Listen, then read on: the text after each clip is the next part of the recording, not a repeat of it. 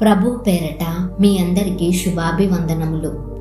ఎడారిలో సెలయేర్లలోని ఈరోజు అనుదిన వాక్య ధ్యానం. నీ దేవుడు నీకు బలము కలుగ నియమించి ఉన్నాడు. కీర్తనల గ్రంథము 68వ అధ్యాయము 28వ వచనము. మన జీవితంలో ప్రతిదీ స్పష్టంగా తగినంత తీవ్రతతో జరిగేలా దేవుడు మన వ్యక్తిత్వాలకి బలాన్ని ప్రసాదిస్తాడు. మన అంతరంగాలు దేవుని ఆత్మశక్తి వలన బలపడతాయి. ఇది ఉడిగిపోయే శక్తి కాదు. ఎంత వాడుకున్నా తరగని పెద్ద మొత్తాలలో మన శక్తి సమకూడుతుంది. నీ రోజులు ఎలాగో నీ బలము అలాగే అభివృద్ధి చెందుతూ ఉంటుంది. మానసిక శక్తి, నిర్ణయాలు తీసుకోగలిగే శక్తి, ఇతరుల్ని ఆప్యాయంగా చూడగలిగే మనస్సు, సరైన ఆదర్శాలను రూపొందించుకోగలిగి వాటిని సాధించగలిగే శక్తి, ఇవన్నీ నీలో దినదినాభివృద్ధి చెందుతాయి. నేను సాగిపోవడానికి దేవుడే నాకు శక్తి. బ్రతుకుబాట చవిసారం లేనిదైనప్పటికీ ముందుకు అడుగు వేసే శక్తినిచ్చేది దేవుడే.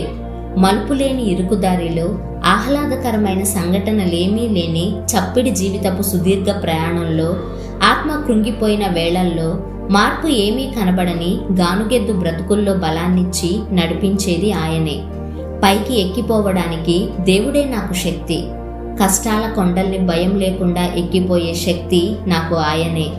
క్రిందికి దిగి వెళ్ళడానికి దేవుడే నాకు శక్తి.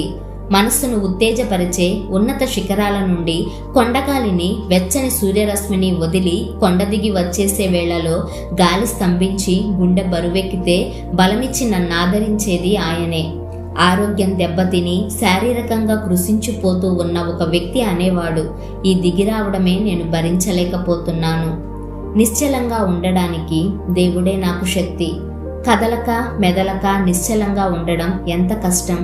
పనేమీ లేక నిస్తేజంగా ఉండే సమయాల్లో మనం ఒకరితో ఒకరం చెప్పుకుంటాం కదా, అబ్బా చేయడానికి ఏదన్నా పని ఉంటే ఎంత బావుణ్ణు. చిన్నపిల్లవాడికి జబ్బు చేస్తే తల్లి వైద్యం తెలియక నిస్సహాయంగా నిలబడిపోవాల్సిన స్థితి ఎంత దయనీయంగా ఉంటుంది. ఆమెకి అది అగ్ని పరీక్షే కదా. అయితే ఏం చెయ్యకుండా కూర్చొని ఎదురు చూడడానికి ఎంతో శక్తి అవసరం. దేవుడే మన శక్తి.